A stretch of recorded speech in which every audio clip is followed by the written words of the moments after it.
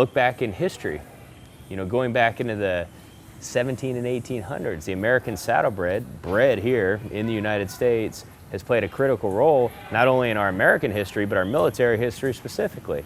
Traveler, one of the most famous horses of all time. General Lee's horse, he was a saddlebred.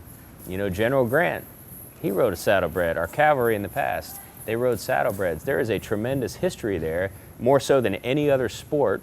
We all think there's an immense opportunity for this industry to come together and figure out ways to assist our military members, whether it's bringing a soldier out to a horse show for a day, bringing a soldier over to your barn to allow them to see how this works, maybe to be able to ride a little bit, maybe to work with the horses a little bit, develop that bond between a couple horses. To a military member, particularly one that's been to war and may have PTSD, that is a huge deal. And it's really important that we bring those together. Yeah, but like this mare's sweet as could be. She likes people, she's friendly. She'll come up here and pet on you and sniff on you, and it's my job, like your job with the troops, to try and find what's good about that horse. I mean, it's finding the good points, hiding the bad ones. You're dedicated to your horse and to what you do, and you have a love for it.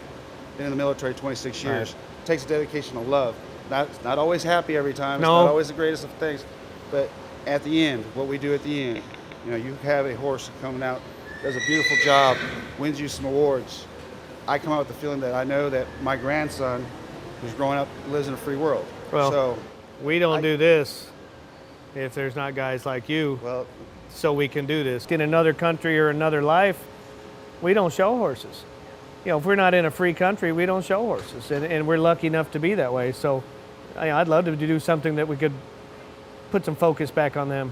When I look at troops, military, I think about how lucky I am to be an American and that I can go about my day doing what I want to do because I know they are there protecting us, and I greatly admire them because I personally don't know if I could do that. I feel safe, free, my children are free. I wouldn't want to live anywhere else.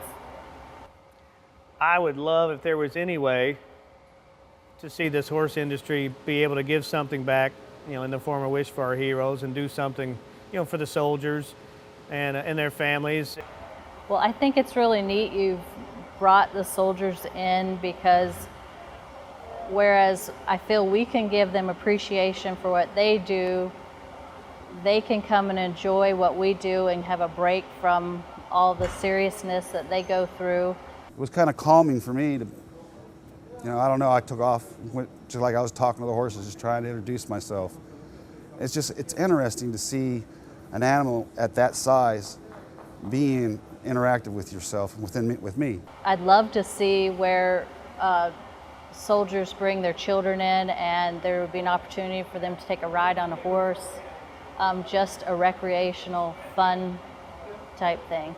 I can't say enough how much we appreciate what the soldiers do for us, and I hope this will draw our minds to it on a more daily basis because it's so easy to go about our daily routine and not think about it. It's such an amazing program, and I'm so excited to, in some way, hopefully help out with the cause. And I think it's a great thing. It's wonderful.